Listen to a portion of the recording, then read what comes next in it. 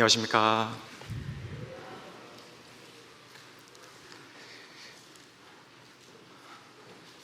하나님께서 사랑하시는 귀한 봉선교회 성도님들 만나 뵙게 되어서 개인적으로 아주 기쁘고 또 영광입니다.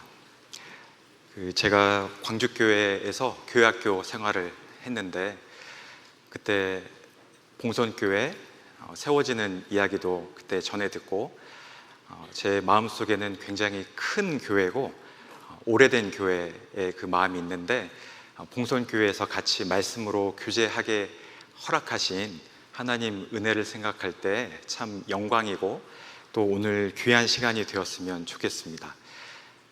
같이 기도하시겠습니다. 천지를 창조하시고 인류의 역사를 주관하시는 전능하신 우리 주 하나님 아버지, 우리 주 예수 그리스도의 피로 저희를 구원하시고 영원한 천국의 소망을 주시고 또 이 낮고 천한 세상을 살아가는 동안에 주의 귀한 몸된 교회를 허락하셔서 저희가 서로 사랑하고 섬기고 주께서 맡기신 귀한 복음을 전하며 살아갈 수 있도록 은혜를 허락하심에 감사드립니다. 주를 사랑하는 성도님들, 주일 말씀 앞에 한자리에 모였습니다. 이 시간 가운데 성령께서 함께 역사하여 주셔서 필요한 것들을 마음에 깨닫고 또 하나님이 주시는 위로와 힘으로 주께서 맡기신 큰 일들을 잘 감당할 수 있는 귀한 시간이 될 수 있도록 도와주시옵소서. 오늘 함께하지 못한 성도님들 계신 곳에서 하나님의 영광을 나타내는 시간이 될 수 있도록 도와주시고 다음 시간에는 함께 교제할 수 있도록 인도하여 주시옵소서. 병 중에 있고 고난 중에 있는 성도님들 속히 회복시켜 주셔서 주를 위해 다시 한 번 더 힘있게 살아갈 수 있도록 기회를 허락하여 주시옵소서. 오늘 같이 말씀을 생각해 보는 이 시간 가운데 성령께서 역사하여 주시기를 간절한 마음으로 기도드립니다.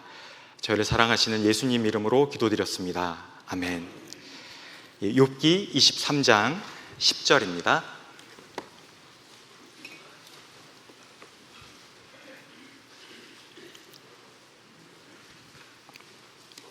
구약 성경 욥기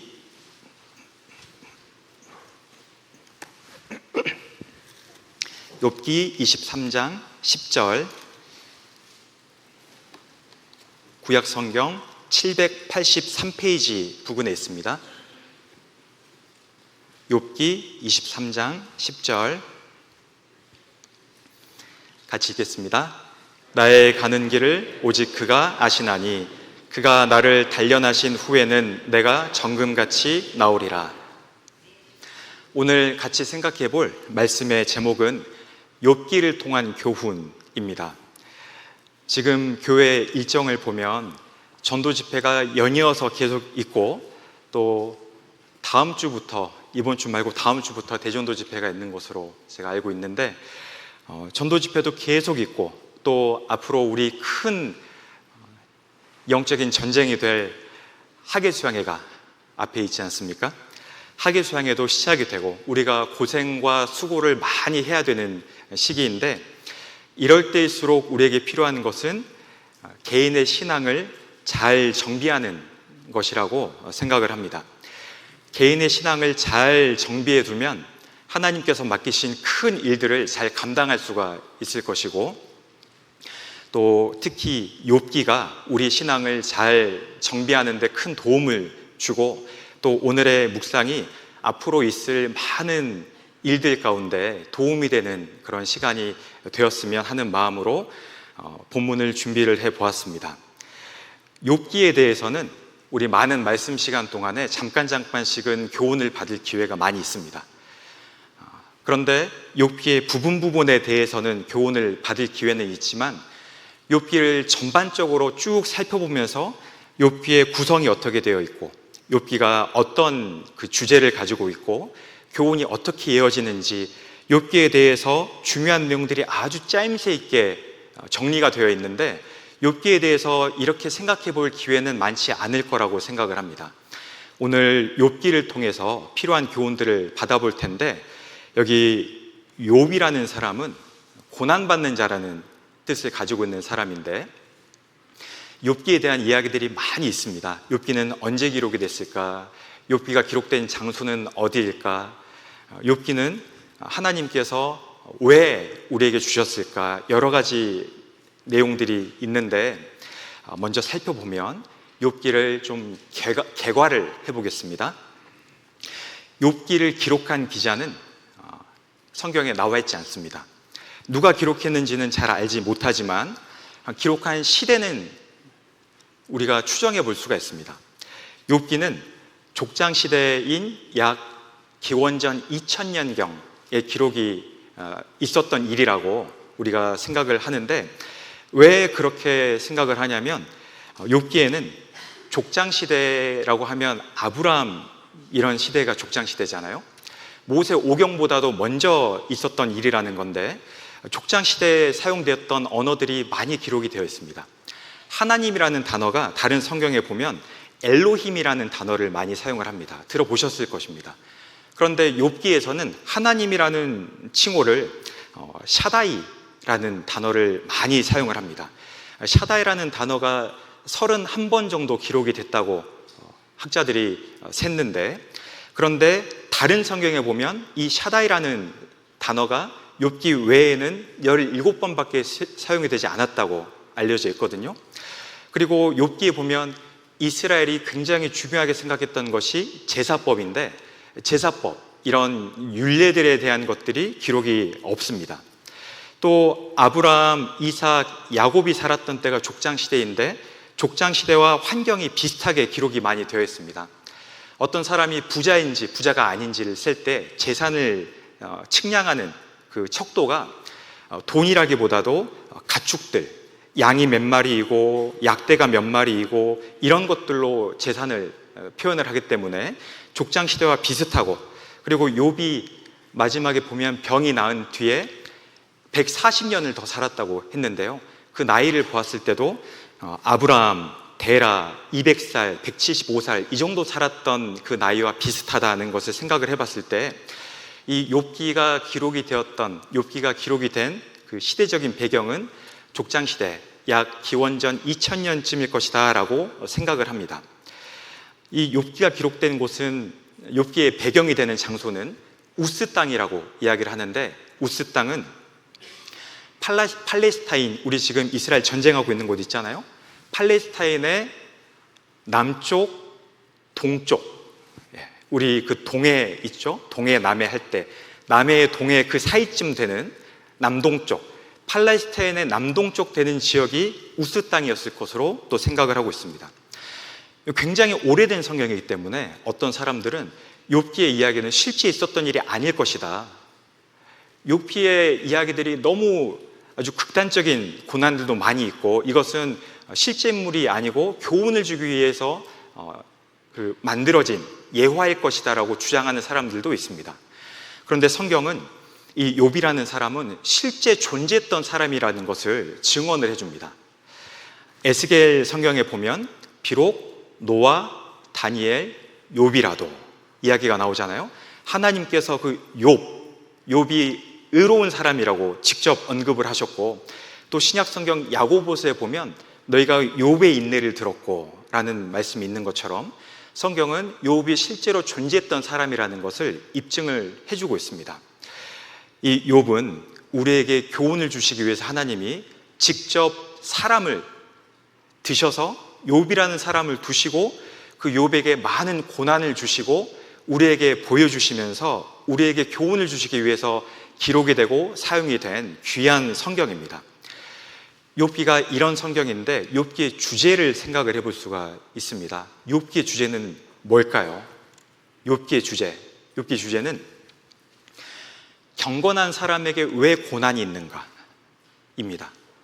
경건한 사람에게 왜 고난이 있는가, 그리고 고난을 통한 축복입니다. 이 두 가지로 요약을 할 수가 있는데, 왜 경건한 사람에게 고난이 있는가, 고난을 통한 축복이 무엇인가에 대해서 욥기에서 이야기를 해줍니다.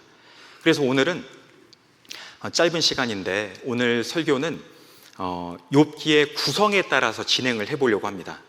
욥기의 구성은 1장부터 3장, 4장부터 37장, 38장부터 42장 이렇게 나누어 볼 수가 있습니다.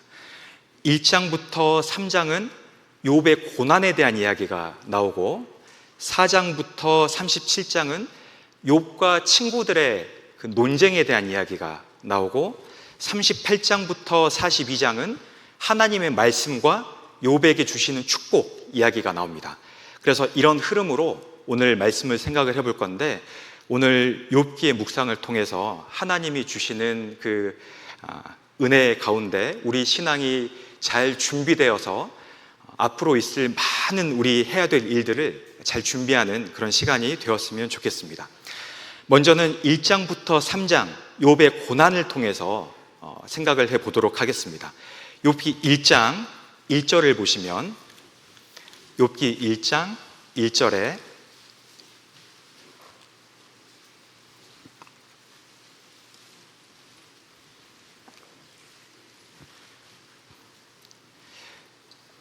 욥기 1장 1절 오늘 욥기를 많이 펴볼 거기 때문에 욥기에는 표시를 해두시는 게 좋을 것 같습니다.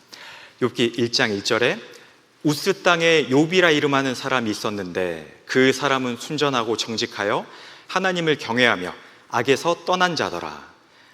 우스 땅, 아까 그 팔레스타인에 지금 이스라엘 있는 그 팔레스타인의 우리 동해 남해 사이 정도 된 남동쪽에 그 우스 땅이 있었는데 그 우스 땅에서 실제 있었던 일입니다. 우스 땅에 욥이라는 사람이 있었는데 그 사람은 순전하고 정직하여 하나님을 경외하며 악에서 떠난 자더라. 욥은 아주 경건하고 의로운 사람이었습니다. 얼마나 의로웠는지 하나님께서 의로운 사람의 실제적인 예로 마귀 앞에서 욥을 보았느냐, 욥을 들어서 설명을 하셨죠. 욥은 굉장히 의롭게 살았던 사람입니다. 여기 표시를 해두시고 욥기 29장을 펴보시겠습니다. 욥기 29장 14절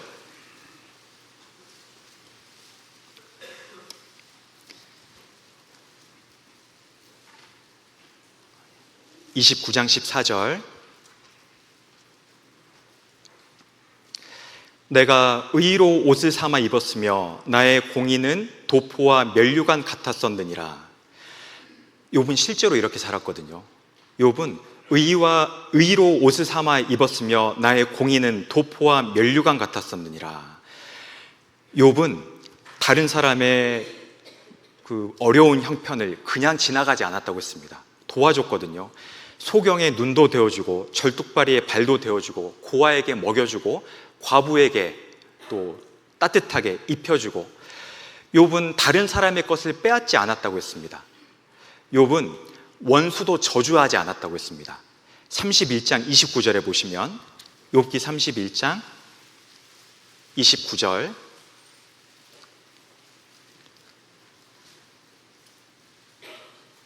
욥기 31장 29절에 내가 언제 나를 미워하는 자의 멸망을 기뻐하였으며 그의 재앙 만남을 인하여 기운을 뽐내었던가. 이게 굉장히 어려운 일이라는 거 잘 아시죠? 원수가 있잖아요. 그러면 미워하는 마음이 저절로 생깁니다. 그 운전을 하다가 원수 같은 사람이 내 앞에 끼어들기를 하면 깜빡이도 안 넣고 그러면 저놈 하다가 사고가 나면 잘 됐다 저놈 이렇게 생각을 하잖아요. 원수는요 미워하는 마음이 들 수가 있어요. 우리 그리스도인들 신앙생활 할 때도 굉장히 어려운 것이 원수를 사랑하는 일이 굉장히 어렵잖아요. 원수에게 잘 해주는 원수를 너희를 핍박하는 자를 저주하지 말라 축복하라고 예수님 말씀을 하셨는데 이 일이 굉장히 어려운데 욥은 그랬다는 거예요. 아주 자신 있게 이렇게 이야기를 했잖아요. 실제로 욥은 원수를 미워하지 않고 원수가 재앙 만나는 것을 기뻐하지도 않았고 욥은 하나님에 대해서도 우상 숭배도 하지 않고 의롭게 살았다고 했는데 욥은 하나님 모실 때 굉장히 순전하고 의로운 사람이었습니다. 그리고 또 욥기를 보면 욥은 죄에 있죠. 죄를 용서받기 위해서 제사를 드리는 사람이었다는 것도 알 수가 있습니다. 우리 욥이 살던 시대가 족장 시대라고 했는데 그때는 아직 모세도 전입니다. 그러니까 뭐 대속법 이런 것도 없어요. 하지만 욥은 하나님 앞에 죄를 지었을 때 그 죄에 대한 대속물을 드려야 된다는 것을 알고 있었고 그 시대도 그런 제사들이 많이 있었다는 것을 우린 또 욥기를 통해서 알 수가 있습니다. 욥기 33장 24절입니다.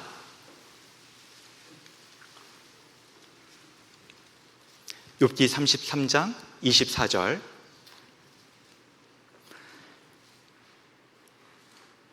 같이 읽어보겠습니다. 하나님이 그 사람을 긍휼히 여기사 이르시기를 그를 건져서 구덩이에 내려가지 않게 하라. 내가 대속물을 얻었다 하시리라. 여기 위아래로 읽어보시면 사람이 죄를 지어서 하나님께 많은 재앙을 당할 때 그 사람이 하나님께 대속물을 드리면 하나님께서 대속물을 받으시고 그 사람을 회복시켜 주시는 이야기가 나옵니다. 여기 내가 대속물을 얻었다 하시리라. 이게 또 예수님의 그림자도 되잖아요. 죄에 대한 대속물이 되어주시는 예수님. 그때 당시에도 메시아를 통한 죄 용서, 하나님께 제사를 드려서 죄를 용서받는 그 제사법이 그때 당시에도 있었다는 것을 알 수가 있고 또 욥기 42장 8절입니다.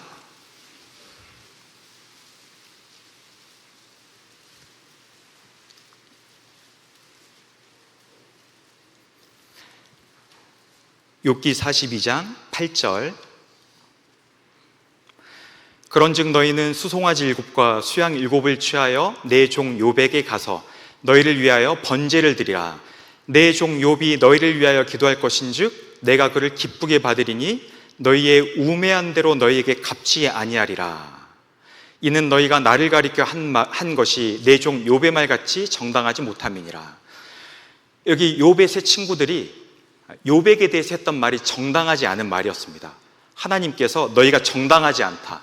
너희가 한 대로 내가 갚아야 되는데 너희가 한 대로 내가 안 갚으려면 너희는 욥한테 가서 너희를 위해서 번제 제사를 드려달라고 요청을 해라.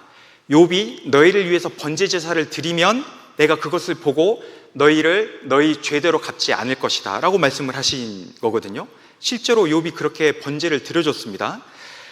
내 종 욥이 너희를 위하여 기도할 것인즉 내가 그를 기쁘게 받으리니 욥이 세 친구를 위해서 기도하고 하나님께 대신 번제를 드리는 것을 통해서 이 친구들의 우매한 말에 대해서 하나님이 그대로 갚지 않으시겠다고 했는데 이것을 통해서도 그때 당시에 죄에 대한 하나님께 대속물을 드리는 제사가 있었다는 것을 우리가 또 알 수가 있습니다.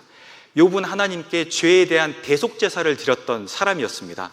욥기 1장으로 가보시겠습니다. 욥기 1장 5절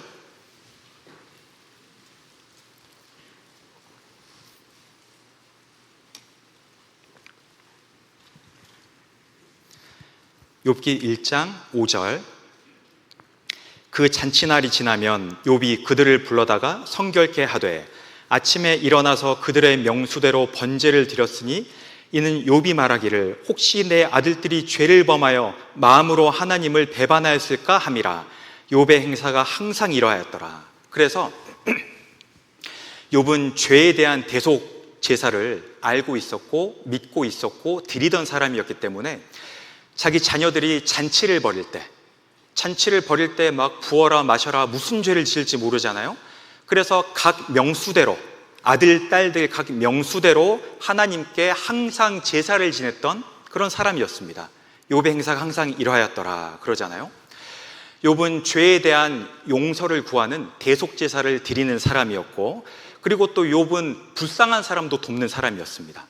욥은 하나님 외에 재물을 의지하는 사람도 아니었고 욥은 우상 숭배하는 사람도 아니었고 아주 의롭게 사는 사람이었거든요. 그때 마귀가 욥을 비방했습니다. 1장 9절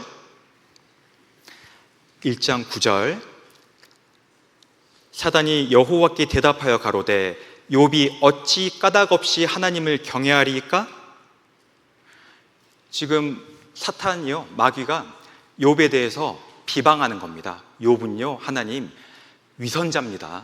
욥이 그냥 하나님 섬기는 줄 아십니까? 하나님 욥한테 많은 복을 주셨잖아요. 그거 가져가시면 욥이 하나님 대적해서 욕할걸요, 저주할걸요. 그래서 여기 11절에 이제 주의 손을 펴서 그의 모든 소유물을 치소서, 그리하시면 정령 대면하여 주를 욕하리이다. 주셨으니까 하나님 섬기는 거지요, 취하에 가면은 하나님 저주할걸요. 이렇게 비방을 한 거예요. 그래서 하나님께서는 욥이 고난당하는 것을 허락하셨죠. 그래? 그러면 네가 한번 시험해봐라 하고 허락을 해주셨어요. 2장 6절 욥기 2장 6절에 같이 읽어보겠습니다. 여호와께서 사단에게 이르시되 내가 그를 내 손에 붙이노라. 오직 그의 생명은 해하지 말지니라. 마귀가 어땠을까요? 마귀가 아주 자신이 있었을 겁니다. 마귀는요, 하나님이 저 욥을 의롭다고 하시니까 견딜 수가 없는 거예요. 그래서 저 욥을 내가 무너뜨려야 되겠다. 욥이 아주 미워하는 마음, 시기하는 마음, 질투하는 마음을 가지고 자기가 동원할 수 있는 수단을 총동원해서 이제 욥을 넘어뜨리려고 막 이제 시험을 합니다. 마귀가 욥의 원수들을 사용했습니다. 여기 1장에 보면 스바 사람이 또 갈대아 사람이 갑자기 욥을 공격을 했어요.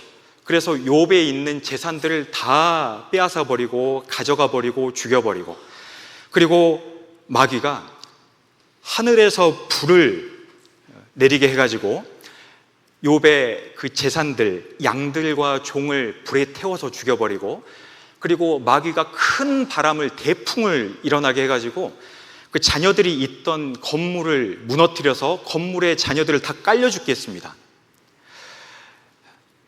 욥은, 마귀는 자기가 사용할 수 있는 질병을 사용해서 욥의 몸에 병을 들게 했고, 욥은 자기가 사용할 수 있는 욥의 가까운 사람들의 마음을 움직여가지고 욥의 아내가 욥을 욕하게 했고, 욥의 친구들이 욥의 마음을 자꾸 들쑤셔 놓게 그렇게 했습니다. 여기서 생각해 볼 수 있는 그 교훈이 있는데요, 마귀는 성도를 비방하는 대적자입니다. 마귀가 욥에게 했던 행동은 선한 행동이 아니었습니다. 마귀가 욥에게 했던 행동들을 보셔요.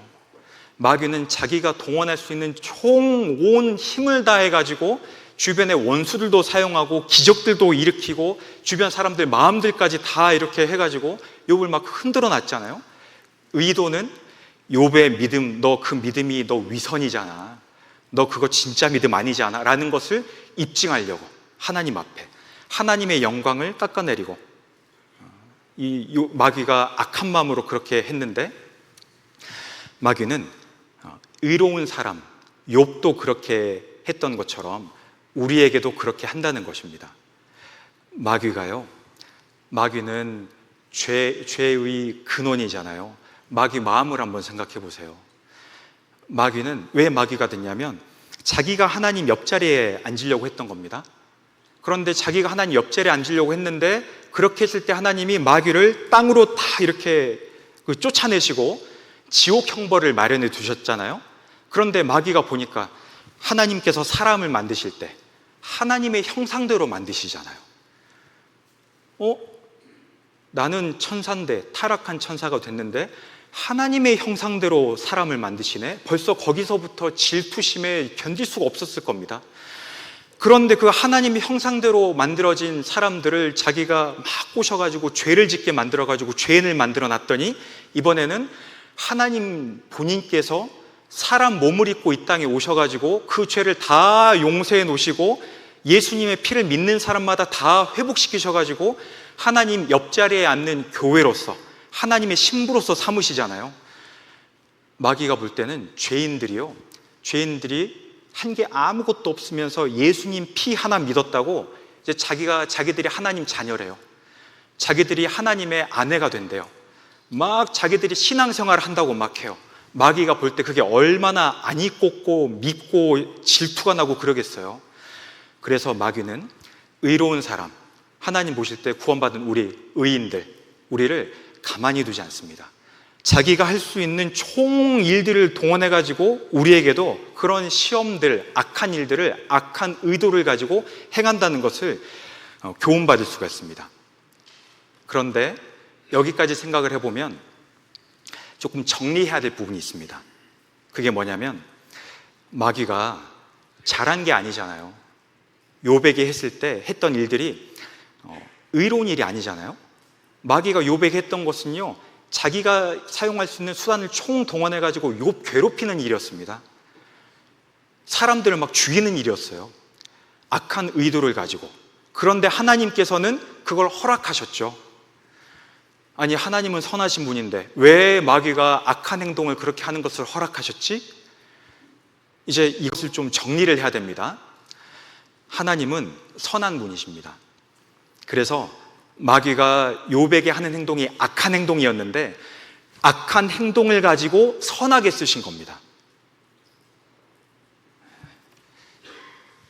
갸우뚱하시면 안 되는데 이게 이해가 되셔야 되는데, 하나님께서는 악인도 악한 날에 적당하게 하셨다고 했잖아요. 마귀가 욥에게 하는 행동들이요, 나쁜 행동이었잖아요. 막 와가지고 탈취하고 빼앗고 그 죄입니다. 그렇게 막 마귀가 그렇게 하는 거예요. 그런데 하나님께서는 그것을 왜 허락하셨냐면 마귀가 하는 악한 행동이 욥에게는 선이 될 수 있는 겁니다. 하나님은요, 초월하시고 전능하시고 섭리하는 분이시기 때문에 아무리 악한 일도, 우리 그리스도인들에게 이루어지는 일, 우리가 당하는 일들도 봐보셔요. 우리가 핍박받는 거 봐보세요. 그 정당하지 않은 일이잖아요. 우리가 고난당하는 거 봐보셔요. 우리가 그런 대우를 받을 사람들이 아니잖아요. 그런데 우리가 성실하고 깨끗하고 의롭게 살아가려고 노력을 하는데 자꾸 우리에게 돌아오는 것은 악한 행동들이잖아요.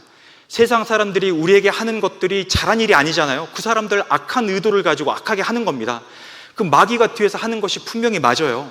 그런데 하나님께서는 그 일들을 왜 허락하시냐면 그런 일들이 우리에게 선이 되기 때문에, 그런 일들이 우리에게 고난이 되기 때문에, 그런 고난이 우리에게, 욥에게는 복이 되고 선이 되고 하나님의 영광이 드러나는 일이 되기 때문에 하나님께서는 선하신 의도를 가지고 마귀의 악한 그 행동을 허락하신 겁니다.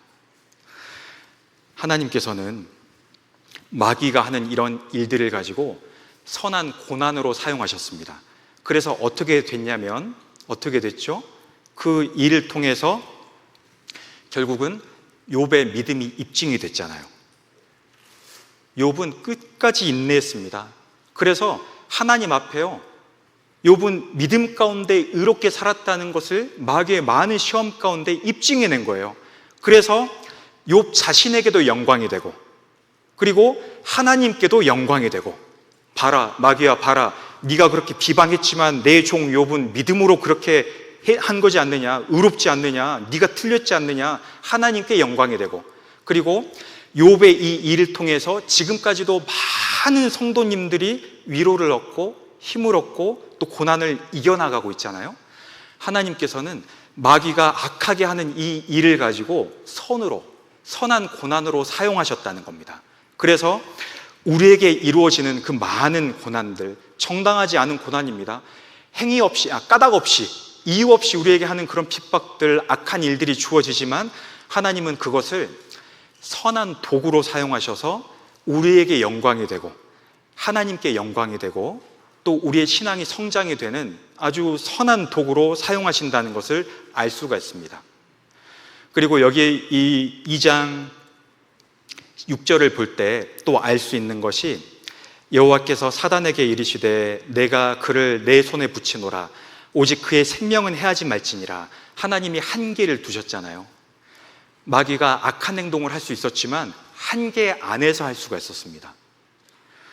우리에게 주어지는 고난도 어떤 사람에게는 한없이 주어지는 것이 아니고, 어떤 사람에게는 고난의 길이도 정해져 있고, 또 어떤 사람에게는 고난의 강도, 고난이 주어지는 강도도 정해져 있습니다. 하나님께서 욥에게 마귀가 욥에게 이런 시험을, 이런 악한 일을 행한다고 했을 때 하나님은요 이미 다 알고 계셨습니다.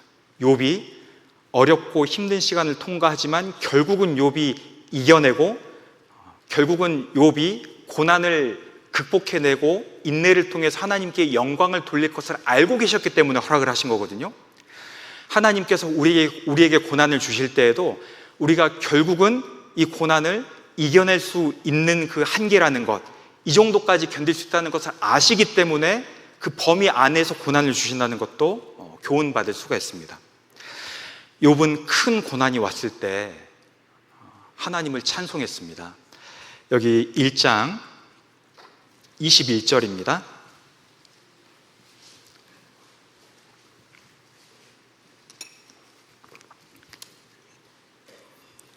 욥기 1장 21절.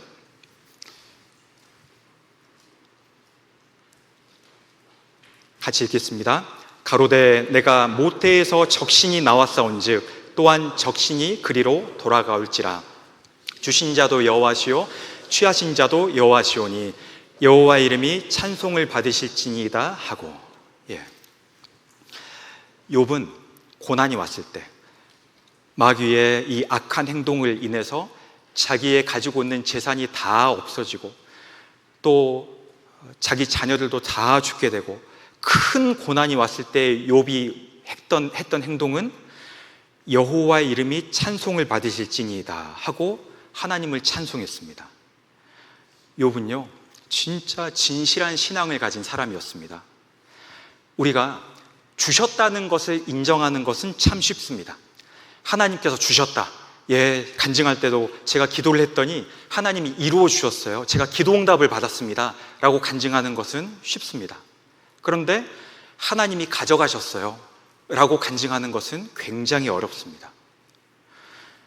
하나님이 가져가셨다, 하나님께서 건강을 가져가셨다, 하나님께서 경제적인 손해를 보게 하셨다, 하나님께서 중요한 시험에 합격하지 못하게 하셨다, 이게 하나님 하신 일입니다, 하나님 찬송을 받으시옵소서 하는 일은 굉장히 어려운 일입니다. 그런데 욥은 그걸 했다는 거예요. 이게 아주 잘한 일입니다.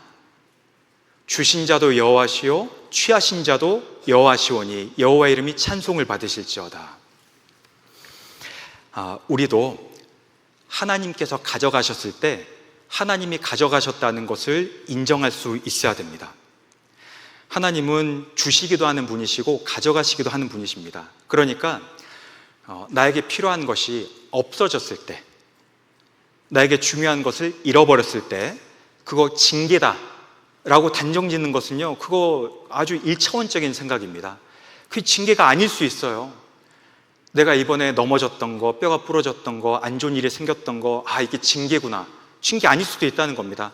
내 신앙을 돌아보았을 때 내 신앙이 하나님과 올바른 상태에 있는 중이라면 그 하나님이 가져가신 거예요. 고난 주시려고. 징계가 아닙니다. 그때도 우리가 해야 되는 것은 찬송입니다. 왜냐하면 하나님은 선하신 뜻 가운데 주신 거기 때문에, 선하신 뜻 가운데 가져가신 것이기 때문에, 내가 이해할 수 없는 일이지만 가져가신 분도 하나님이시기 때문에 욥처럼 여호와 이름이 찬송을 받으실지니이다, 이런 마음을 가져야 됩니다. 한번 해보십시오. 이게요 해보시면 그거 압니다. 가져가셨을 때, 가져가셨군요, 하나님 찬송 받으시옵소서. 그러면은요 마음속에 이게 맞지, 그렇지 하는 마음이 생겨요. 참 신기합니다. 근데 욥은 고난이 왔을 때 찬송을 했습니다. 그렇다고 해서 욥의 마음이 완전히 깨끗하게 다 정리가 돼가지고 찬송하는 것은 아닙니다. 지금 욥의 마음은 아주 죽을 지경입니다. 아주 혼란스러워요. 혼란스럽고 이해도 안 되고 굉장히 괴로운 가운데에서도 일단 찬송은 한 겁니다. 그리고 욥의 마음은 이랬잖아요. 3장 20절.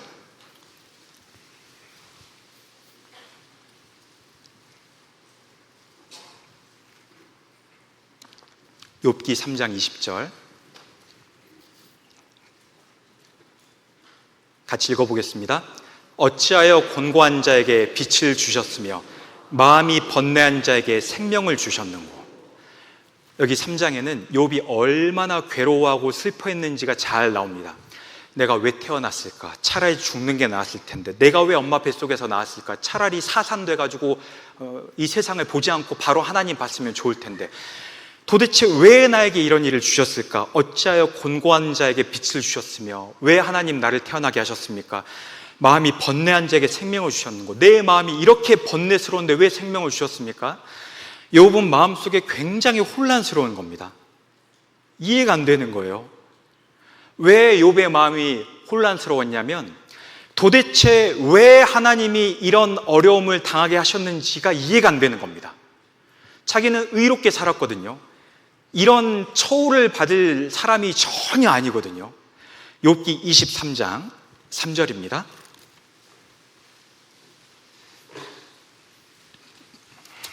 욥기 23장 3절.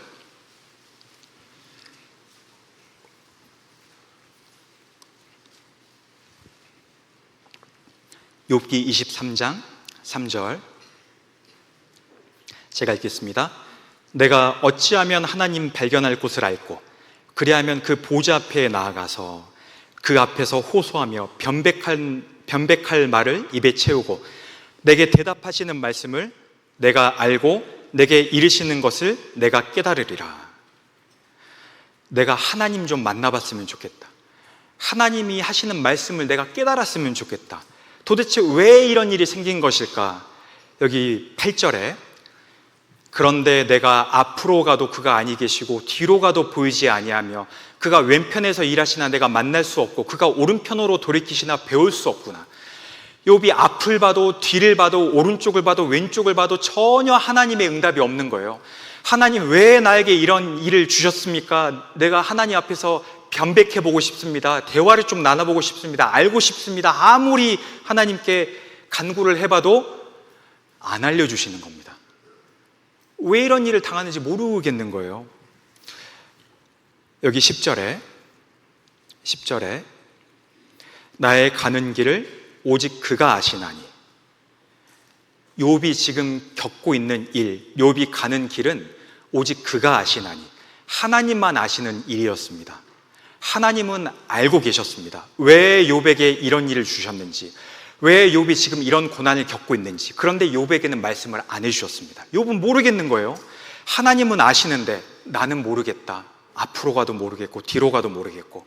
그래서 욥은요, 지금 이 고난을 통과하는 가운데 지금 자기의 상황이 꼭 용광로 속을 통과하는 거랑 똑같다고 느꼈던 것 같습니다. 그래서 여기 23장 10절에 나의 가는 길을 오직 그가 아시나니 그가 나를 단련하신 후에는 내가 정금같이 나오리라. 지금 정금이 되기 위해서 단련받고 있는 시기잖아요. 용광로 속을 통과하고 있는 시기라는 것을 욥이 아는 거예요. 꼭 그 용광로 속에서 정금이 되기 위해서 막 통과하는 것은 알겠는데 지금 그런 상황 속인데 도대체 왜인지 모르겠다. 얼마나 슬펐으면, 이 아주 혼란스럽고 괴로웠으면. 3장 돌아가셔서 3장 1절입니다.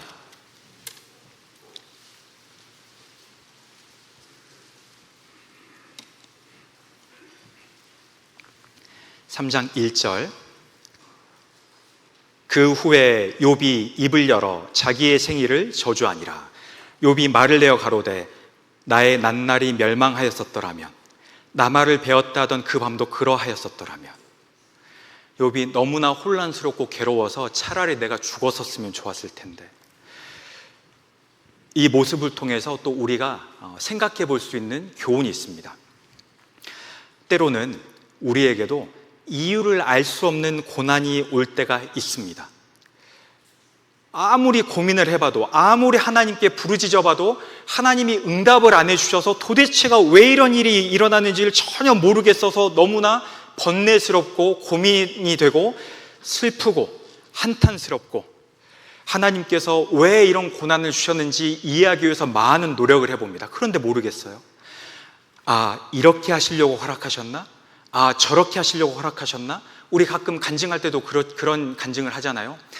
아, 하나님이 이것 깨닫게 하시려고 저에게 이런 고난을 허락하신 것 같습니다 라고 간증을 하잖아요. 그런데 실상은 그 이유는 우리가 몰라요. 모르는 겁니다. 왜 그런 고난을 주셨는지 우리가 알 수도 없는 그런 때에, 그런데 확실한 것은 오직 나의 가는 길을 그가 아시나니, 확실한 것은 나는 모르지만 하나님은 아신다는 겁니다. 하나님은 아십니다. 하나님께서는 그가 나를 단련하신 후에는 내가 정금같이 나오리라. 하나님께서는 지금 나를 용광로 속에 통과하게 하고 계시고, 이 과정을 통해서 정금처럼 만들어 주시기 위해서 지금 왜 어떤 목적으로 인도하고 계시는 줄 하나님은 아신다는 거죠. 그래서 1장부터 3장을 통해서 욥이 고난받는 모습이 나와 있는데, 욥이 고난받는 모습을 통해서 교훈을 받아보았습니다.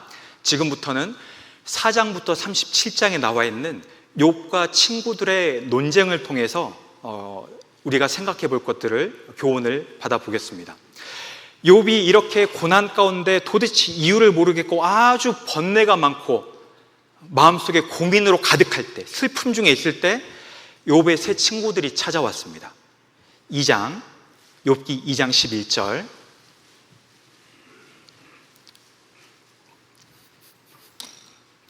(2장 11절에) 때 욥의 친구 세 사람이 그에게 이 모든 재앙이 임하였다 함을 듣고 각각 자기 처소에서부터 이르렀으니 곧 대만 사람 엘리바스와 수아 사람 빌닷과 나아마 사람 소발이라.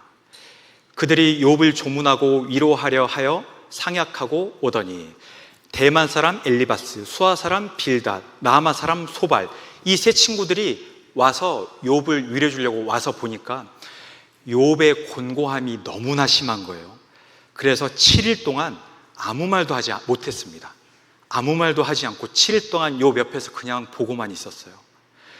그러다가 욥의 상황에 대해서 이제 4장부터 욥의 세 친구가 욥에게 조언을 해주기 시작합니다.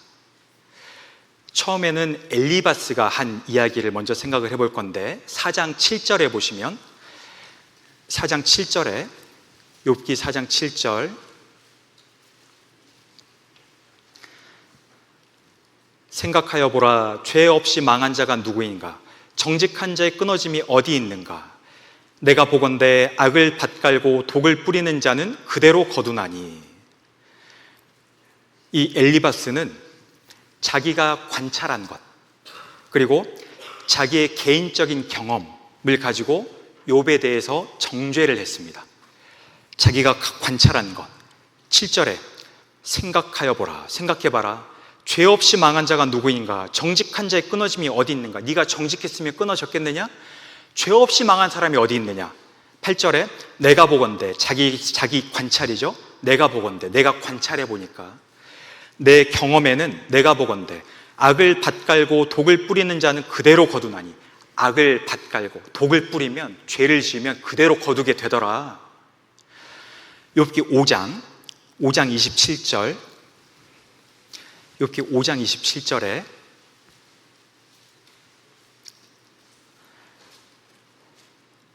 볼지어다 우리의 연구한 바가 이 같으니 너는 듣고 내게 유익된 줄을 알지니라. 볼지어다 우리의 연구한 바가 이 같으니, 내가 관찰해보고 연구를 해봤더니 이렇더라. 죄가 있으면 반드시 벌이 오더라. 너 지금 벌 받는 거, 이거 벌인데 벌 받는 거 너 죄 때문에 그런 거다. 자기의 개인적인 관찰과 경험을 가지고 욥을 정죄를 했습니다. 욥의 고통의 이유는 죄 때문이다. 그렇게 정죄를 했는데 욥과 3번에 걸쳐서 논쟁을 합니다. 1차 논쟁은 4장부터 5장에 나와 있고, 2차 논쟁은 15장에 나와 있고, 3차 논쟁은 22장에 나와 있는데, 세 논쟁을 쭉 살펴보면 개인적인 관찰, 자기의 경험을 근거로 해서 욥의 이 고난의 원인은 죄 때문이다, 이렇게 정죄했다는 것을 알 수가 있습니다. 그 다음에 빌닷이라는 친구가 나오는데, 빌닷이라는 친구는요 전통을 가지고 욥을 정죄를 했습니다. 욥기 8장 8절에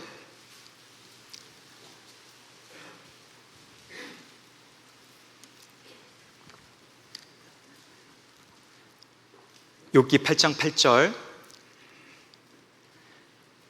청컨대 너는 옛시대 사람에게 물으며 열조의 터득한 일을 배울지어다. 너는 옛사람한테 물어봐라. 전통 이야기를 하는 겁니다. 옛날부터 있었던 일을 쭉 살펴보면 죄가 있으면 벌이 있는 거다. 여기 4절에 이런 이야기도 하죠. 내 자녀들이 주께 득죄하였으므로 주께서 그들을 그 죄에 붙이셨나니. 네 자녀들 10명 죽은 거 왜 죽었는지 아느냐? 그 사람들, 네 자녀들 죄 지었잖아. 네 자녀들 죄 때문에 자기들 그렇게 멸망한 거야. 전통을 보면 죄가 있으면 벌 받는 거야. 아주 이런 아픈 이야기도 막 하잖아요. 빌닷은 전통을 가지고 전통을 봤더니 죄가 있으면 고통을 받는 거더라. 그래서 이 빌닷도 3번에 걸쳐서 욥과 논쟁을 했습니다. 1차 논쟁은 여기 8장에 나와 있고 2차 논쟁은 18장에 나와 있고 3차 논쟁은 25장에 나와 있습니다. 이 3번의 논쟁을 쭉 살펴보면 전통을 가지고 욥을 정죄했다는 것을 알 수가 있습니다. 그리고 3번째 친구 소발이라는 사람이 나오는데, 소발은 일반적이고 상식적인 말을 가지고 욥을 정죄했습니다. 욥기 11장 6절에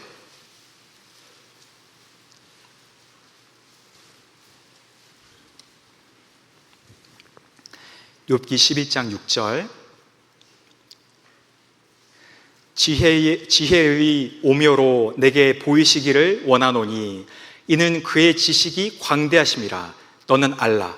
하나님의 벌하심이 내 죄보다 경하니라. 이제 상식적인 말로, 일반적인 말로 너 생각을 해봐라. 하나님이 너 벌하시는 것이 네 죄보다 경한 것이다. 상식대로 생각을 해봐라. 너는 알라. 그리고 20장 4절도 보시겠습니다. 20장 4절에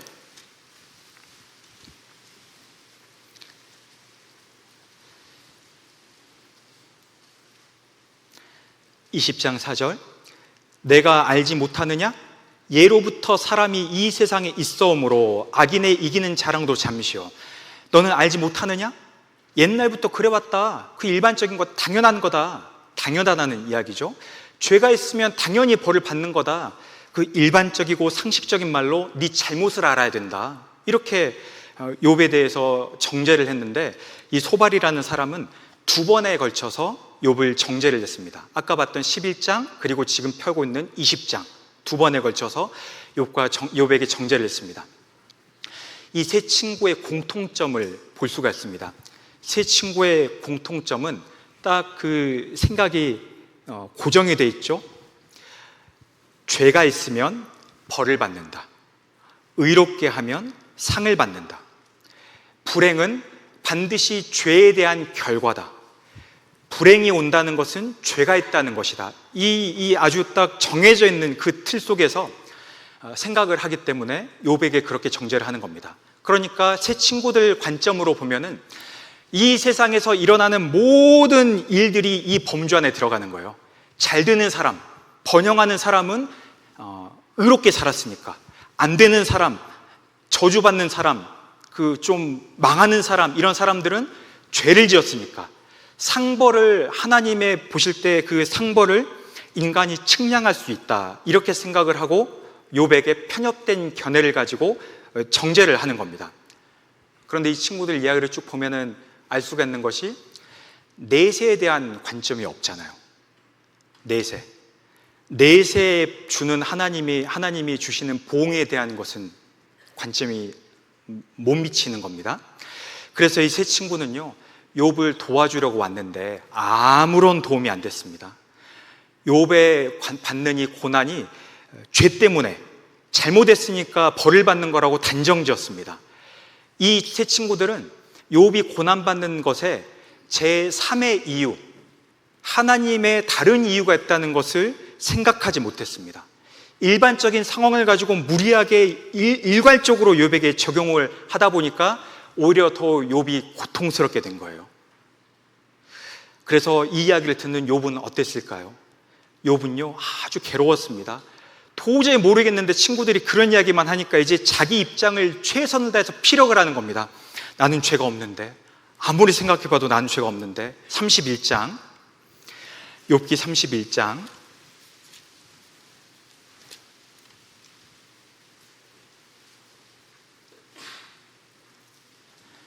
31장 5절.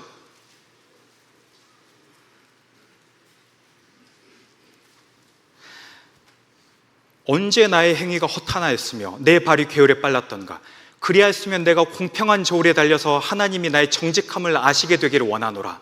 내가 언제 죄를 지었느냐? 난 의롭게만 했는데. 친구들 이야기를 들으면 들을수록 마음이 답답해질 뿐이었습니다. 그때 엘리후가 이제 이야기를 하죠. 엘리후는요, 이 세 친구들과 또 다른 관점을 가지고 있습니다. 이 엘리후는 조금 이제 나은데 32장 4절입니다. 32장 4절.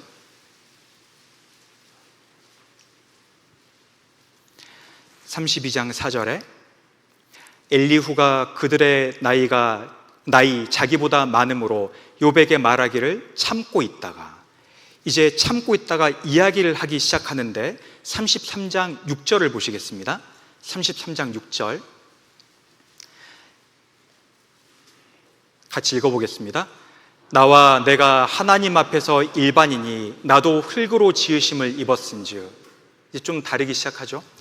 제 친구들은요, 위에서 아래로 내려다보는 것처럼 욥을 정죄했습니다. 자기들은 다 알고 있다는 거예요. 욥은 모르고 있다는 겁니다. 너 깨달아야 된다, 이렇게만 했는데 엘리후는 너나 나나 하나님 앞에서 그냥 흙덩어리에서 하나님 만드신 것뿐인데, 너와 내가 하나님 앞에서 일반인이 나도 흙으로 지으심을 입었은즉. 이제 좀 동등한 자리에서 욥에 대해서 이해를 해주려고 하는 모습이 있죠. 그래서 욥에게는 이제 죄에 대해서 하는 것이 아니고 욥의 태도에 대해서 이야기를 하는데 32장 1절에 32장 1절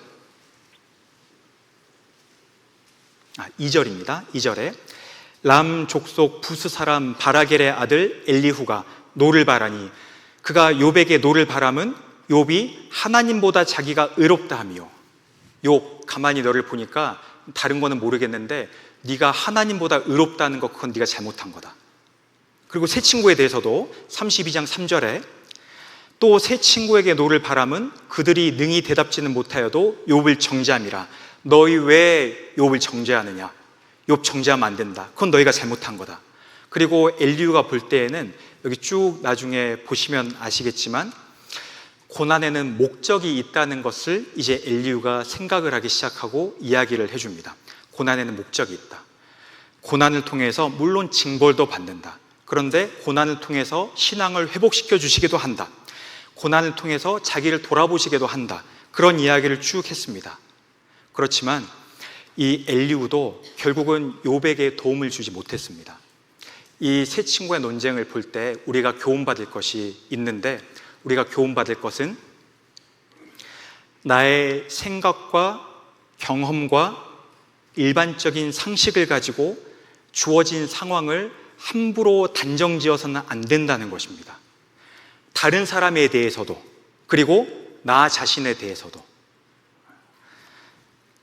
다른 사람들에게 권면을 할 때요, 권면을 할 때 이거 보니까 그래 해가지고 이렇게 하는 거구만, 이거 진짜 조심해야 됩니다. 그게 그 사람한테 위로가 안 돼요. 또 안 맞는 이야기일 수 있습니다. 생각 못하는 게 있을 수 있거든요. 그리고 나 스스로를 생각해 볼 때 이거 이렇게 된 것이 내 죄 때문인가 보다. 꼭 그게 아닐 수도 있잖아요. 하나님 주신 고난일 수도 있는 거지 않습니까? 함부로 단정지어서는 안 됩니다. 그리고 권면을 할 때에는 동등한 위치에서 내가 보니까 당신 아직 경험이 없어서 그러는데 그거 이래서 이런 거예요, 이렇게 하세요, 이런 방향으로, 위에서 아래가 아니고 동등한 입장에서 참 어렵겠다, 그런 마음으로 권면을 해주는 것이 필요합니다. 세 친구를 통한 교훈은 이 정도 받으면 이제 충분하다고 생각이 드는데, 그런데 제가 도움을 드리기 위해서 세 친구 말을 쭉 우리가 묵상을 하다 보면 뭐라고 해야 될까요? 의구심이 들 때가 한 번씩 있어요. 그게 뭐냐면, 우리 성경 강연회 때 욥기 이야기 많이 찾잖아요. 욥기, 하나님께서 그 땅을 이렇게 땅을 허공에 펴시며 북편한 허공에 펴시며 땅을 공간에 다시며 지하는 불로 뒤집는 것 같고, 다 욥기 말씀이잖아요. 그 말씀들 중에 세 친구가 한 말도 있고 엘리후가 한 말도 있거든요. 그런데 정당하지 못한 말이라고 했잖아요. 이상하다. 세 친구가 한 말이 정당한 말이 아니었는데, 그런데 우리 성경 강연 때 왜 그 친구들이 한 말을 가지고 성경 강연회를 하고, 또 우리는 그러면 욥기 묵상을 할 때 세 친구들이 했던 말들은 다 빼고 읽어야 되나? 세 친구들이 했던 말은 다 잘못된 말인가? 그런 의구심이 들 수가 있잖아요. 그래서 그거를 좀 도와드리려고 이제 하는데, 어떻게 이해하는 것이 좋냐면 여기 42장, 욥기 42장 7절입니다.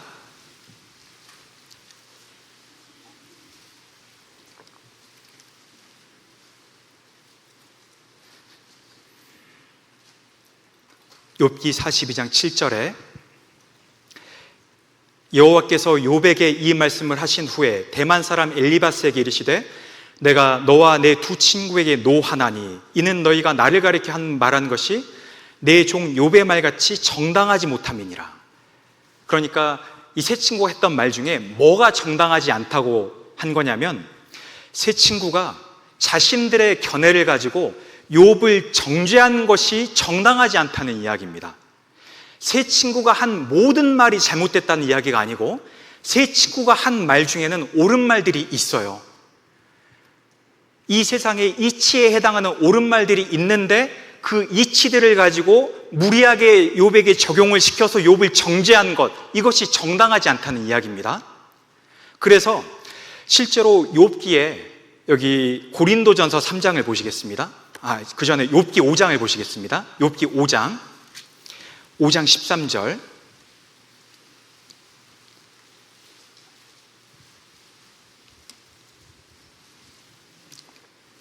욥기 5장 13절.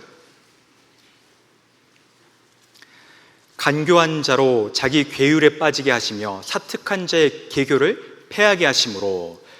지금 이 이야기가 엘리바스가 한 말인데, 고린도전서 3장을 보시겠습니다. 신약성경 고린도전서 3장 16절. 신약성경 266페이지 고린도전서 3장 16절입니다. 19절입니다. 고린도전서 3장 19절에 이 세상 지혜는 하나님께 미련한 것이니 기록한 바 지혜 있는 자들로 하여금 자기 괴율에 빠지게 하시느니라 하였고. 또 이렇게 했을 때 여기 지금 여기 나나주가 있는 성경 가진 분들은 여기 지혜 있는 자 앞에 기억해가지고 기호가 있고 밑에 기억하면은 욥기 5장 13절 되어 있는 거 보이시죠? 이게 욥기 5장 13절을 인용했다는 뜻입니다. 여기 신약 성경에 엘리바스가 한 말을 인용해가지고 하나님의 뜻에 대해서 가르치고 있어요. 그러니까 여기 신약 성경에서도 세 친구가 했던 말 중에 옳은 말들을 가져다가 인용해서 사용했다는 것을 보면, 욥기의 세 친구들이 했던 말이 다 틀리다는 말이 아닙니다. 맞는 말도 있는 거예요. 그러니까 우리 성경 강연회 때 얼마든지 인용해도 성경적으로 문제가 안 되는 겁니다. 먼저 그것을 이해를 하시고, 그리고 욥기를 읽으실 때, 이제 욥의 세 친구들이 했던 말들을 읽으실 때에는 그래도 욥에 대해서 했던 말은 정당하지 않다고 하나님 하셨으니까 이게 하나님 보실 때 정당한 이야기인지 정당하지 않는 이야기인지 잘 분별해서 읽는 것은 필요하겠죠. 이제 세 친구들에 대한 이야기는 이 정도 이제 이해를 해두시면 될 것 같고, 세 친구와의 논쟁이 37장에 끝나고 이제부터는 38장부터 42장을 통해서 생각을 해보겠습니다. 욥기 38장을 펴보시면 욥기 38장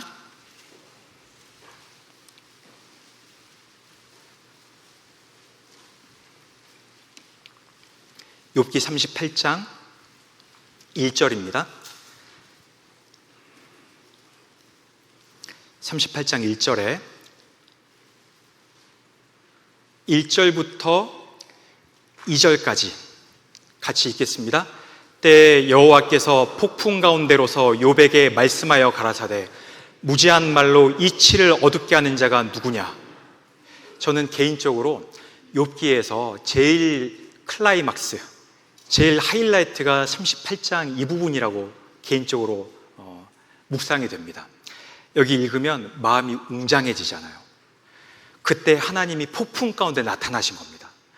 폭풍 가운데 하나님이 나타나셔서 무지한 말로 이치를 어둡게 하는 자가 누구냐 하시고, 이제 하나님께서 하나님에 대해서 말씀을 쭉 이렇게 하십니다. 여기 3절에 너는 대장부처럼 허리를 묶고 내가 내게 묻는 것을 대답할지니라.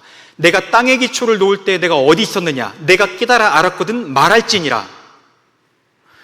이제 하나님께서 하나님이 얼마나 놀랍고 대단한 분이신지를 설명을 하십니다.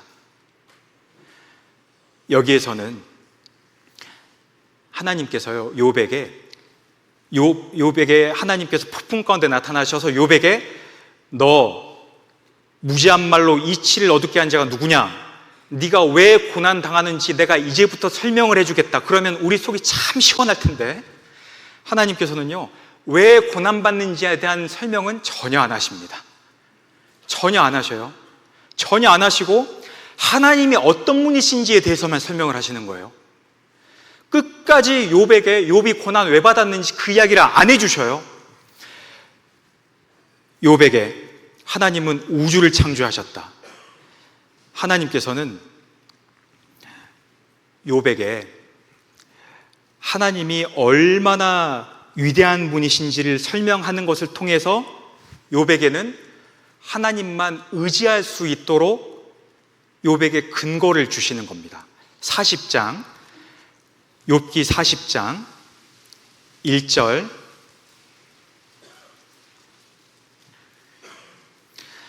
욥기 40장 1절, 1절부터 2절에 제가 읽겠습니다. 여호와께서 또 욥에게 말씀하여 가라사대 변박하는 자가 전능자와 다투겠느냐? 하나님과 변론하는 자는 대답할지니라. 너 한번 대답해봐라 하면서 하나님이 얼마나 위대한 분이신지 쭉 이야기를 하시는데요, 욥에게 겸손해지라는 겁니다. 고난 가운데 있는 욥에게 자기 의의를 버리라는 겁니다. 네가 아무리 의로워도 하나님 앞에 변백할 수 있겠느냐? 자기 의를 버리라는 이야기를 하시는 것이고, 그리고 욥에게 하나님만 의지하도록, 고난 가운데서 하나님만 의지하도록 알려주시는 겁니다. 38장 39절 보시겠습니다.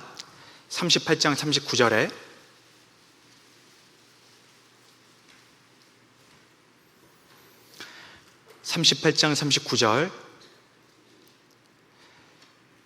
내가 암사자를 위하여 식물을 사냥하겠느냐? 젊은 사제의 식량을 채우겠느냐? 그것들이 굴에 엎드리며 삼림에 누워서 기다리는 때이니라. 41절 같이 읽겠습니다. 까마귀 새끼가 하나님을 향하여 부르짖으며 먹을 것이 없어서 오락가락할 때에 그것을 위하여 먹을 것을 예비하는 자가 누구냐? 하나님은 우주를 다스리신다. 하나님은 젊은 사제에게 먹을 것도 주시고 하나님은 까마귀도 먹이신다. 이 이야기를 통해서 욥에게 지금 너의 의지할 자는 하나님뿐이다 라는 것을 암시해 주시거든요. 하나님은 전능자시다. 네가 진짜 의지할 분은 하나님이시다. 하나님 앞에 겸손해져라. 겸손해질 수 있는 근거를 주시는 겁니다. 왜 고난에 대한 설명을 안 하실까요? 고난에 대한 설명을 하지 않으시는 것은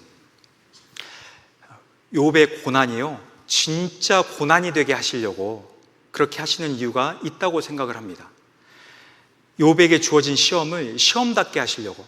만약에 처음에 하나님께서 욥에게 고난을 주실 때 욥에게 너 지금 고난받는 거 마귀 있지? 마귀가 나한테 와가지고 너 비방했다? 너 비방했는데 내가 이런 고난을 줄 건데 네가 잘 이겨내야 된다. 그래야지 하나님한테 영광도 되고 너한테도 영광이 된다 라고 알려주고 욥한테 고난을 주셨으면 욥이 그래도 견딜만 했겠죠. 이유를 아니까. 그런데 이유를 설명을 안 해주시는 거예요. 그러니까 막 답답하고 괴롭고 이유도 모르겠고 막 슬프고 차라리 죽었으면 좋겠고 답답하고, 나는 이렇게 의롭게 살았는데 친구들이 하는 말은 하나도 안 맞고, 하나님은 나타나셔서 뭐 하시는 거냐면 그래도 너는 나를 의지해야 된다. 그래도 나는 전능자다. 그래도 나는 온 세상을 창조한 주고, 그래도 나는 연약한 자를 돌보는 하나님이시고 그래도 나는 너도 돌보는 하나님이시기 때문에 그래도 너는 이유를 몰라도 겸손하게 하나님 앞에 의지해야 된다. 그거 알려주시는 거거든요. 욥이요, 하나님이 이렇게 딱 나타나셨을 때 이유를 말씀을 안 해주셨잖아요. 고난의 이유를 말씀을 안 해주셨는데 하나님이 얼마나 대단한 분이신지를 설명을 해주셨지 않습니까? 그 앞에서 욥이요 회개했어요. 욥기 42장 5절,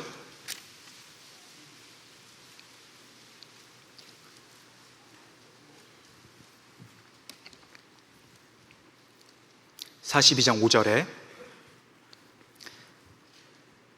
5절부터 6절까지 같이 읽겠습니다. 내가 주께 대하여 귀로 듣기만 하였사더니 이제는 눈으로 주를 배움나이다. 그러므로 내가 스스로 하나고 티끌과 제 가운데서 회개하나이다. 하나님이 얼마나 전지전능하신 우주의 창조주시고 인류 역사의 주관자시라는 것을 쭉 듣고 난 다음에 욥은요 더 이상 고난의 이유를 묻지 않았습니다. 더 이상 하나님 앞에 변백해 보겠습니다, 변론을 해보겠습니다, 이런 이야기를 하지 않았습니다. 자기의 마음을, 그나마 있었던 자기의 의로웠던 것을 이야기하는 것을, 자기의 잘못된 자세를 깨닫고 하나님 앞에 진짜로 뉘우치고 진짜로 회개하고 바짝 엎드려진 거예요. 낮은 자리로 내려갔습니다. 욥은 고난 속에서 철저하게 뉘우쳤습니다. 이것을 통해서 우리가 또 받아볼 교훈이 있습니다. 하나님께서는 우리가 당하고 있는 고난의 목적을 설명해 주지 않으실 때가 많이 있으십니다. 왜 이런 고난을 받았을까? 우리 고난을 받은 다음에 시간이 지나고 회복이 되었을 때 그런 생각을 해보잖아요. 아, 그때 그 고난은 하나님께서 나를 이렇게 해주시려고 통과하게 하셨구나.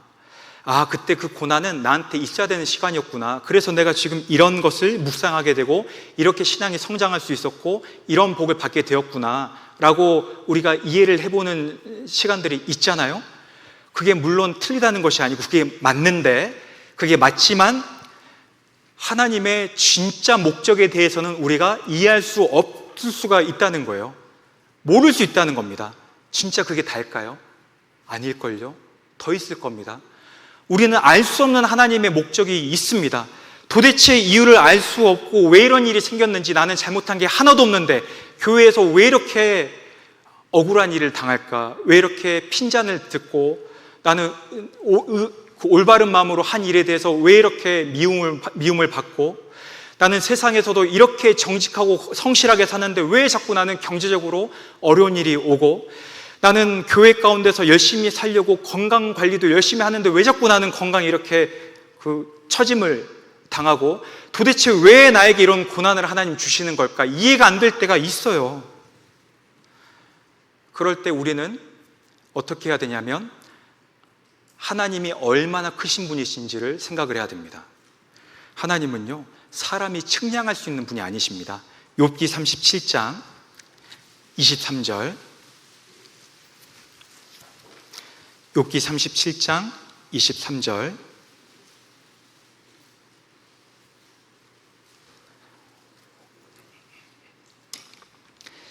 (23절에) 같이 읽겠습니다. 전능자를 우리가 측량할 수 없나니 그는 권능이 지극히 크사 심판이나 무한한 공의를 굽히지 아니하심이니라. 전능자를 우리가 측량할 수 없나니, 우리가 믿고 섬기는 하나님, 우리 하나님은 천지를 창조하신 전지전능하신 하나님이십니다. 그 절대자를, 전능자를 한낱 사람이 측량할 수가 없어요. 여기 전능자를 우리가 측량할 수 없나니 그는 권능이 지극히 크사 심판이나 무한한 공의를 굽히지 아니하심이니라. 우리 가끔 그런 생각하죠. 이 세상에 구원 못 받은 사람들이 저렇게 많은데, 제가 이번에 봉선 올라오면서 저기 터미널 가봤는데 오랜만에 갔거든요. 저기 서울의 센트럴시티 터미널에 사람이 왜 이렇게 많은지 엄청 많아요. 그런데 그 사람들 구원 안 받으면 다 지옥 갈까? 진짜 다 지옥 갈까? 죄 용서 안 받으면 진짜 다 지옥 갈까? 예수님 피가 아니면 다 지옥 갈까? 그런 생각이 한 번씩 들 때가 있잖아요.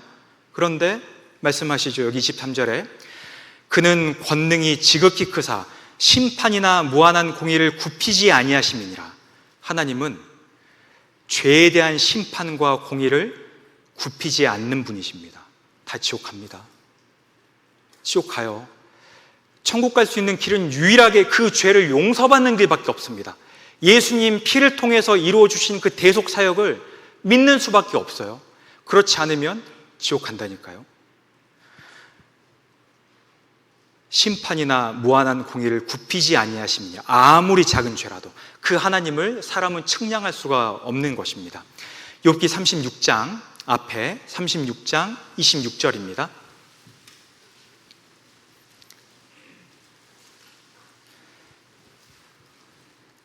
36장 26절 같이 또 읽겠습니다.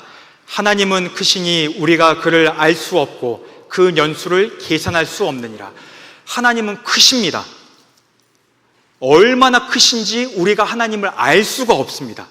나에게 주어져 있는 이 고난들, 핍박들, 나는 한 일이라도는 가족들에게 전도한 것밖에 없는데, 그 사람들 같이 천국 가자고 전도한 것밖에 없는데 왜 이렇게 가족들은 나를 싫어하고 무시하고 안 듣고 왜 구원을 안 받을까?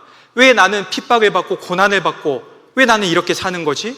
교회에 왜 이렇게 어려움들이 많고 구원만 받으면 이제 행복한 일들만 가득할 줄 알았는데 신앙생활 왜 이렇게 고난의 길인가? 그 목적이 무엇일까? 왜 나에게 이런 일을 주시는 걸까? 아무리 고민을 해봐도 우리가 그를 알 수 없고, 우리는 알 수 없어요. 그 연수를 계산할 수 없느니라. 하나님은 연수를 계산할 수 없습니다. 우리는 고작 해봤자 100년 안팎에서 생각을 하지만 하나님은 영원을 가지고 생각을 하시기 때문에 우리가 그를 알 수가 없습니다. 그런데 확실한 것은 나의 가는 길을 오직 그가 아시나니. 하나님은 아시거든요. 그런데 분명한 것은 내가 지금 걸어가는 이 고난의 길은요, 하나님이 아시고 하나님의 목적과 뜻이 있으시고 하나님의 계획 속에서 지금 인도되어져 가고 있는 고난이라는 것을 우리가 알 수 있습니다. 하나님은 이 고난을 통해서 하나님 영광 받기 원하시고 나에게도 영광 주고 싶어 하시고 그리고 우리를 통해서 하나님의 영광이 드러나기를 원하십니다. 그래서 우리는 하나님 앞에 겸손한 마음을 가져야 됩니다. 고난의 이유를 모를 때에도 겸손한 마음을 가져야 됩니다. 욥이 하나님 앞에 겸손한 마음을 가졌을 때 그때 하나님께서 욥을 회복을 시켜주셨습니다. 욥에게 복을 주시는 내용이 42장에 나옵니다. 42장 7절, 욥기 42장 7절.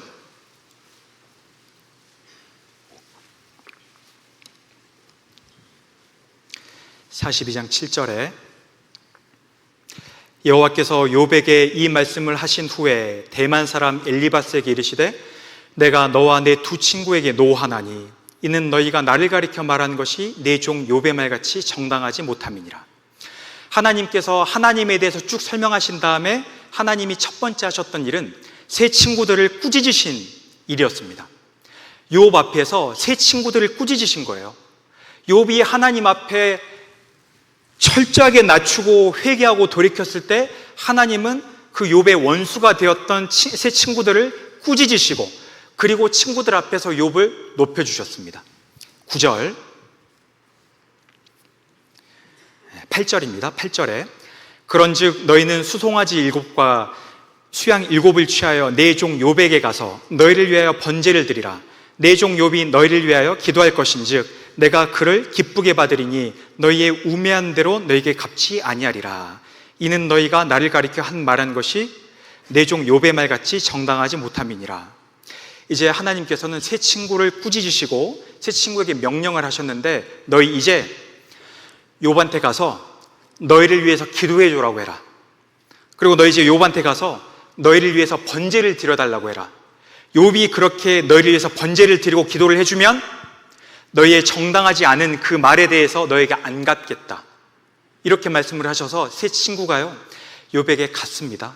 9절에 이에 대만 사람 엘리바스와 수아 사람 빌닷과 나아마 사람 소발이 가서 여호와께서 자기들에게 명하신 대로 행하니라. 여호와께서 욥을 기쁘게 받으셨더라.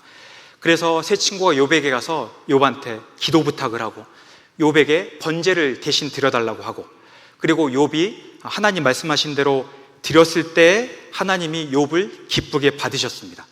하나님께서는 그 세 친구들 앞에서 욥을 높여주셨습니다.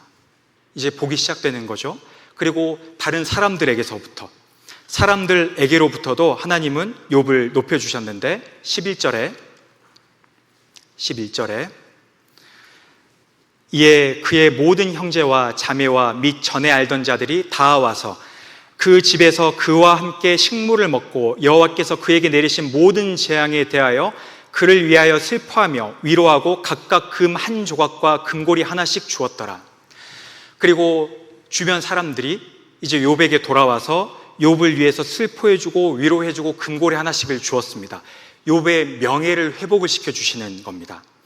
이 사람들은 욥이 고난 가운데 있을 때 어떻게 했던 사람들이냐면, 욥기에 나중에 이제 보시면 욥을 기롱하는 사람들이었다고 했습니다. 욥한테 나와서요, 너 옛날에는 잘 살더니 지금 꼴 좋다, 지금 너 이게 당한 꼴이 뭐냐고 기롱했던 사람들, 욥을 무시하고 했던 사람들이었는데, 마지막에는 다시 돌아와서 욥을 위로해주고 슬퍼해주고 금가락지 하나씩 주고 욥의 명예를 회복시켜 주셨다는 것을 알 수가 있잖아요. 이 모습이 우리에게 또 교훈이 됩니다.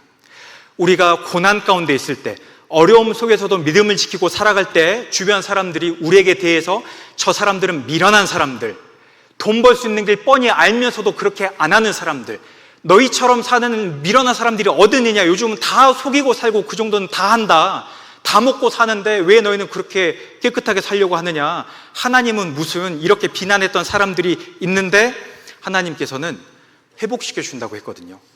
그 사람들 앞에서 명예도 회복을 시켜 주실 겁니다. 결국에는 우리가 빛 가운데 행하면 하나님 아는 빛이 드러난다고 했습니다. 그 사람들에게 우리가 선하게 바르게 살아가는 것들이 하나님을 올바로 섬기는 것이라는 것이 알려질 거예요. 명예도 회복시켜 주시고, 또 우리 가족들도 너 그 이야기 좀 그만해라, 자꾸 너 때문에 가족들 사이에 분란 일어나고 이게 뭐냐 했던 분들도 구원을 받고 나면 우리가 이제 은인이 되겠죠. 너 아니었으면 큰일 날 뻔했다, 너 아니었으면 내가 지옥 갈 뻔했다. 하나님이 그 우리의 명예도 회복을 시켜주시고, 그리고 마지막 때에는 겸손한 자를 높여주신다고 했고, 그리고 예수님을 위해서 고난받는 사람들, 특히 예수님을 위해서 고난받는 사람들에게는 영광을 주신다고 했잖아요. 베드로전서 4장 보시겠습니다. 베드로전서 4장 14절입니다. 베드로전서 4장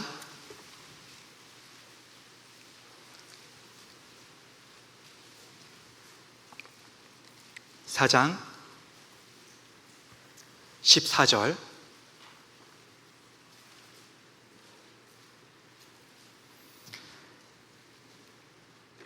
같이 읽겠습니다.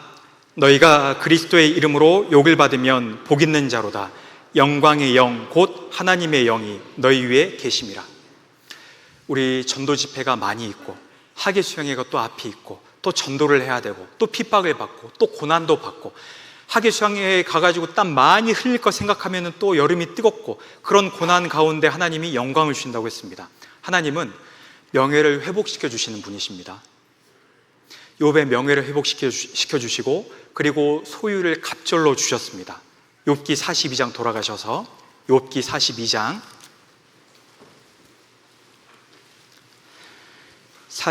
10절에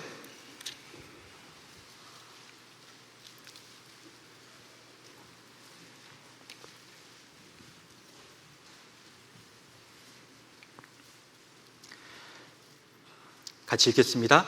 욥이 그 벗들을 위하여 빌매 여호와께서 욥의 곤경을 돌이키시고 욥에게 그 전 소유보다 갑절이나 주신지라. 여기 그 예수님의 그림자의 모습이 나와 있는데, 욥이 그 벗들을, 친구들을 위해서 기도를 했잖아요. 죄인을 위해서 기도하시는 예수님의 중보의 그림자가 여기 또 나와 있습니다. 욥이 친구들, 나를 고통스럽게 했던 그 친구들을 위해서 기도해 주기 위해서는 아주 은혜로운 마음이 필요했을 겁니다. 욥이 기도를 했을 때 하나님이 곤경을 돌이키시고 그전 소유보다 갑절을 주셨다고 했습니다. 여기 뒤에 욥의 재산 목록이 나오는데요, 이 재산 목록을 나중에 1장과 비교를 해보시면 숫자가 정확히 2배라는 것을 보실 수가 있으실 겁니다. 자녀들도 10명이 죽었는데 마지막에는 다시 10명을 더 주셨다는 것을 볼 수가 있는데, 먼저 죽었던 자녀 10명 천국에 있고 이 땅에서 새로 주신 자녀 10명 하면은 또 자녀가 2배가 됐다는 것을 알 수가 있는데, 아내는 몇 명이었습니까? 1명. 아내는 나에게 주신 그 짝입니다. 아내는 1명이었습니다. 2배로 주셨어요. 그리고 여기 16절에 보면 그 후에 욥이 140년을 살며 그랬잖아요. 이 고난 후에 욥은 140년을 살았는데, 그래서 성경학자들은 당시 욥이 고난받을 때 나이를 70세 정도로 추정을 합니다. 왜냐하면 나이도 2배 더 받았을 것이다. 70살까지 살았을 때 고난을 받았으니까 2배 더 140년 살았을 것이다 라고 이렇게 추정을 합니다. 2배 주시는 것을 통해서 우리에게 또 주시는 교훈이 있습니다. 고난 잘 받으면 재산 2배 된다? 가 아닙니다. 만약에 그렇다면은요, 우리 마음속에요, 차라리 2배 안 받고 말지. 그런 고난을 내가 왜 받나, 그런 생각이 들 수가 있잖아요. 이 왜 재산 2배를 주셨을까 고민을 좀 해봤어요.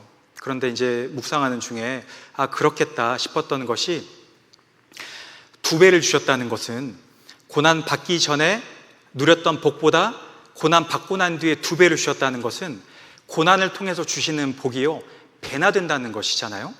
욥의 복은 여기서 끝나는 것이 아닙니다. 천국까지 이어지거든요.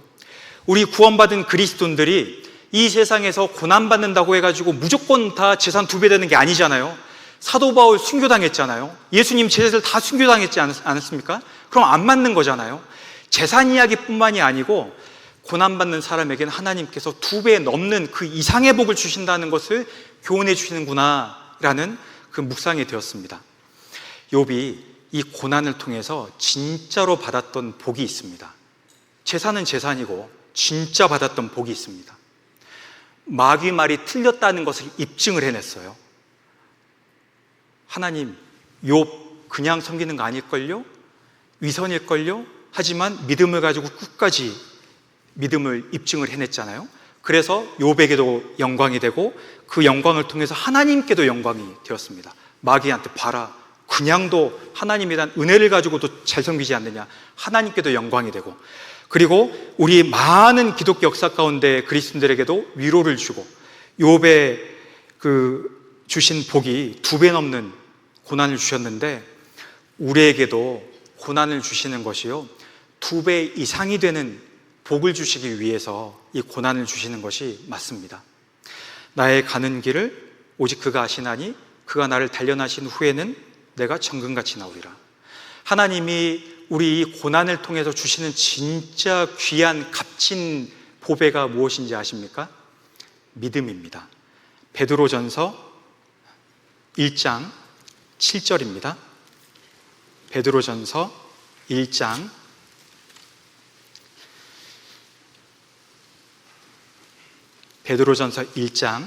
7절.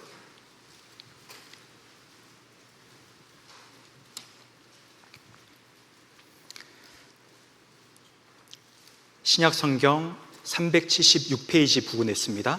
베드로전서 1장 7절 같이 읽겠습니다.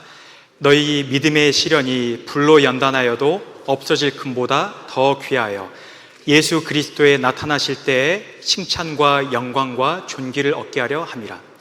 너희 믿음의 시련이 불로 연단하여도 없어질 금보다 더 귀하여, 용광로를 통과하시게 하는 믿음의 시련, 그 고난이 불로 연단해도 없어질 금보다 더 귀하여 그가 나를 단련하신 후에는 내가 정금같이 나오리라. 하나님께서 욥에게 주신 진짜 복은요, 믿음이었을 거예요. 정금 같은 믿음.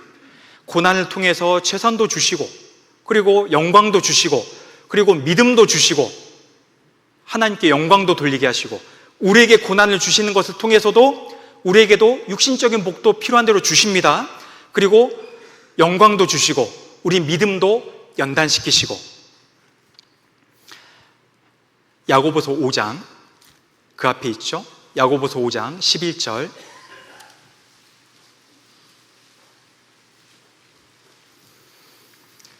야고보서 5장 11절입니다.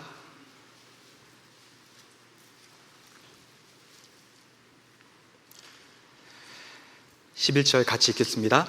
보라, 인내하는 자를 우리가 복되다 하나니 너희가 욥의 인내를 들었고 주께서 주신 결말을 보았거니와 주는 가장 자비하시고 긍휼히 여기는 자신이라. 이제 우리는 욥의 인내를 들었습니다. 욥이요, 인내를 잘했습니다. 대단한 사람입니다. 우리도 고난 가운데 인내해야 됩니다. 그리고 우리는 욥에게 주신 결말을 보았습니다. 어떻습니까? 욥에게 주신 결말을 쭉 보니까 어떤 것이 느껴지십니까?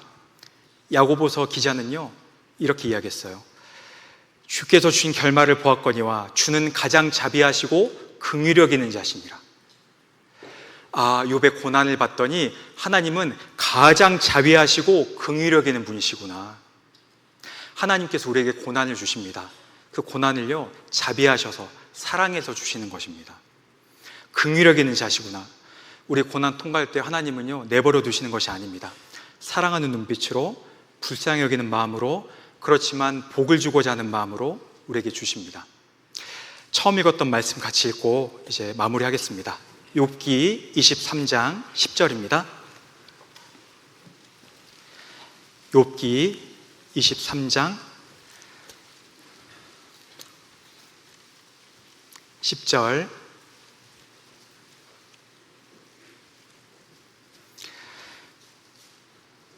같이 읽겠습니다. 나의 가는 길을 오직 그가 아시나니 그가 나를 단련하신 후에는 내가 정금같이 나오리라. 오늘 욥기 구성의 흐름을 따라서 같이 욥기를 통해서 교훈을 받아보았습니다.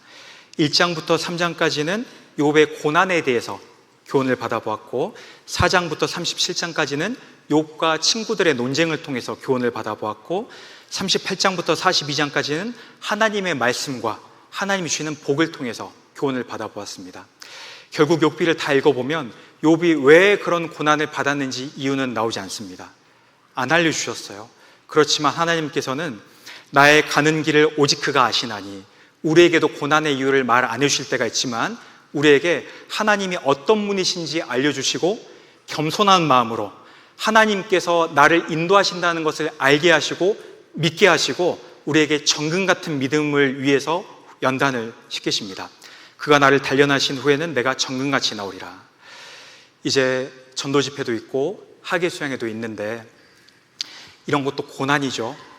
이런 여러 가지 고난이 올 때 우리 마음속에 확실하게 이 신앙을 잘 정리해 놓고 있어야 되겠습니다. 힘들다, 안 하고 싶다 이런 마음이 아니고 하나님이 통과케 하시는 이유가 있다. 하나님께서는 이런 일들을 통해서 영광 받으시고 나에게 복을 주신다. 그런 믿음을 가지고 잘 준비했으면 좋겠습니다. 기도하시겠습니다.